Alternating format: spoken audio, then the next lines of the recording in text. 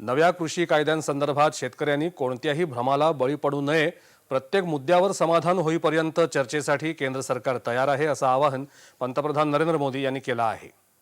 पंतप्रधानांनी आज दूरदृश्य प्रणालीच्या माध्यमातून प्रधानमंत्री किसान सन्मान निधी योजनेचा पुढचा हप्ता जारी केला आणि शेतकऱ्यांशी संवाद साधला। त्यावेळी ते बोलत होते। नवे कृषी सुधारणा कायदे शेतकऱ्यांना आपला हक्क आणि स्वातंत्र्य मिळवून देणारे आहेत, त्यामुळे तर्क आणि तथ्याच्या आधारे प्रत्येक कसोटीवर शेतकऱ्यांनी कायदे जाणून घ्यावेत, असं आवाहन करतानाच शेतकऱ्यांच्या विश्वासाला आम्ही तडा जाऊ देणार नाही, अशी ग्वाही सुद्धा पंतप्रधानांनी दिली। देशातल्या कोट्यवधी शेतकऱ्यांनी नव्या कृषी कायद्यांचं हिमतीनं समर्थन केलं, असं सांगत आत्मनिर्भर शेतकरीच आत्मनिर्भर भारताचा पाया आहेत, असं ते म्हणाले। नव्या कृषी कायद्यांमुळे शेतकऱ्यांना आपला माल कुठेही विकण्याचं स्वातंत्र्य मिळालं आहे। यामुळे शेतकऱ्यांचं उत्पादन जगभरात पोहोचेल, शेतकरी स्वतः निर्यातदार होतील, असा विश्वासही त्यांनी व्यक्त केला।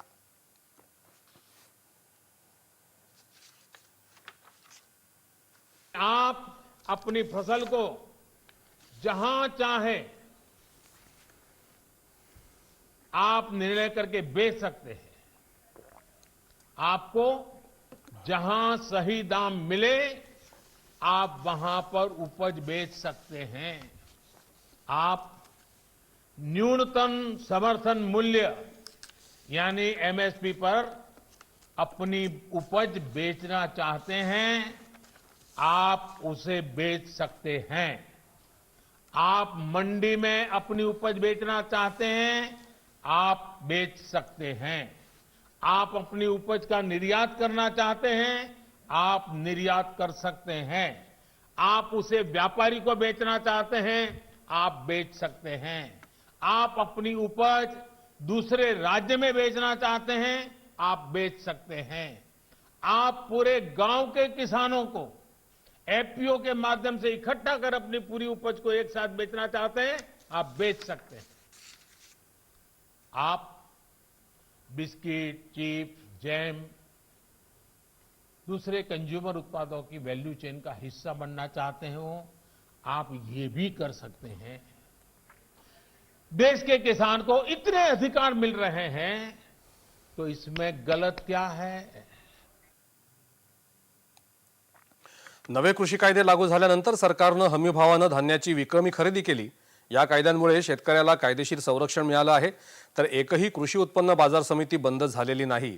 तसंच या कायद्यामुळे कोणत्याही शेतकऱ्याची जमीन जाणार नाही, असं पंतप्रधानांनी आश्वस्त केलं। अगर किसी वजह से, किसी परेशानी की वजह से किसान की उपज अच्छी नहीं होती या फिर बर्बाद हो जाती है, तो भी ये याद रखिए, तो भी जिसने एग्रीमेंट किया है उसको, किसान को उपज का जो दाम निर्धारित हुआ था वो उसको देना ही पड़ेगा। एग्रीमेंट करने वाला अपने एग्रीमेंट को अपनी मर्जी से खत्म नहीं कर सकता है। लेकिन दूसरी तरफ अगर किसान एग्रीमेंट को किसी भी वजह से खत्म करना चाहता है तो किसान कर सकता है। या मुद्द्यांवरून विरोधक शेतकऱ्यांची दिशाभूल करत आहेत, असं सांगत केरळ आणि पश्चिम बंगालमधलं उदाहरण त्यांनी दिलं। केरळमध्ये कृषी उत्पन्न बाजार समित्याच नाहीत आणि पश्चिम बंगाल सरकारच्या राजकीय स्वार्थापोटी पश्चिम बंगालमध्ये 70 लाख शेतकरी प्रधानमंत्री किसान सन्मान निधीच्या लाभापासून वंचित आहेत। या शेतकऱ्यांसाठी मात्र कोणीही आंदोलन केलं नाही। यावरून विरोधकांचा दुटप्पीपणा दिसून येतो, असा आरोप त्यांनी केला। प्रत्येकाला राजकारण करण्याचा हक्क आहे, मात्र शेतकऱ्यांच्या जीवनाशी खेळू नका, त्यांचं भविष्य खराब करू नका, त्यांची दिशाभूल करू नका, असं आवाहन त्यांनी विरोधकांना केलं। ज्या राजकीय पक्षांना जनतेनं लोकशाही पद्धतीनं नाकारलं आहे, तेच राजकीय पक्ष यानं त्या कारणांमुळे आणि विचारधारेमुळे आंदोलक शेतकरी आणि सरकारमध्ये चर्चा होऊ देत नाहीत।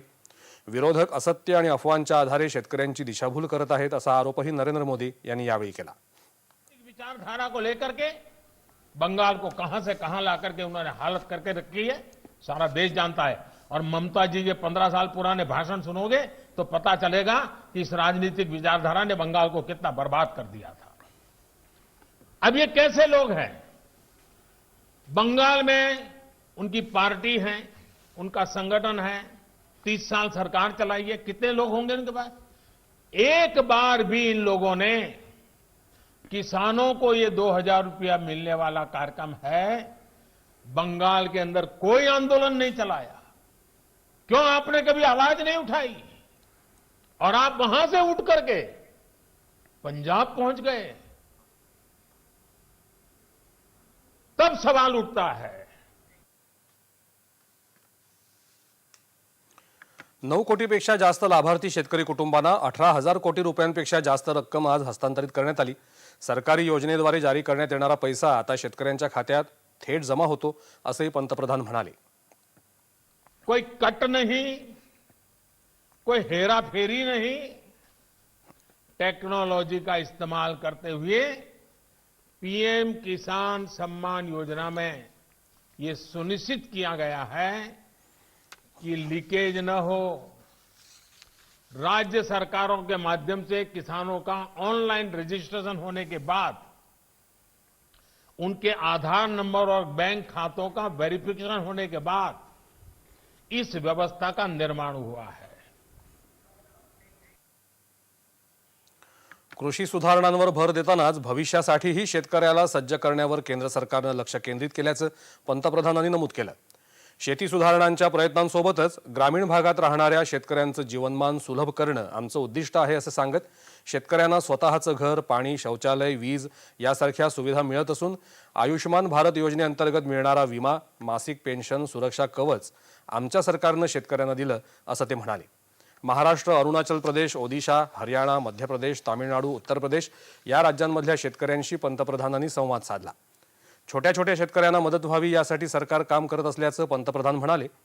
महाराष्ट्रातल्या लातूर जिल्ह्यातल्या औसा तालुक्यातल्या मातोळा इथले रहिवासी गणेश भोसले यांच्याशी पंतप्रधानांनी संवाद साधला। प्रधानमंत्री पीक विमा योजनेशी शेतकरी जोडलेले आहेत। या योजनेचा शेतकऱ्यांना फायदा होत आहे असं त्यांनी सांगितलं। प्रधानमंत्री फसल योजना में 2580 रुपए का प्रीमियम किया था, लेकिन पिछले साल बहुत बड़ी बारिश की वजह से सोयाबीन फसल का बहुत नुकसान हो गया और उसके कारण मुझे 54,000 रुपए का राशि मिला है। तो ये सब गांव वालों को मालूम है? सब किसानों को मालूम है सर। तब अब सारे इसीलिए किसानों का तो मन सब- करता है कि फसल बीमा लेंगे। हाँ सर, सभी किसान भाई मेरे साथ आप प्रधानमंत्री पीक फसल योजना से जुड़े हुए हैं। देखिए, मुझे बहुत खुशी हुई कि और ये आपने बहुत अच्छी स्कीम है, हाँ, उससे हर किसान को फायदा हो रहा है सर जी। पीएम किसान निधी अंतर्गत पात्र लाभार्थी शेतकऱ्याला वर्षाला 6,000 रुपये दिले जातात। 2,000 रुपयांच्या 3 हप्त्यांमध्ये हे पैसे शेतकऱ्यांच्या खात्यात थेट जमा केले जातात।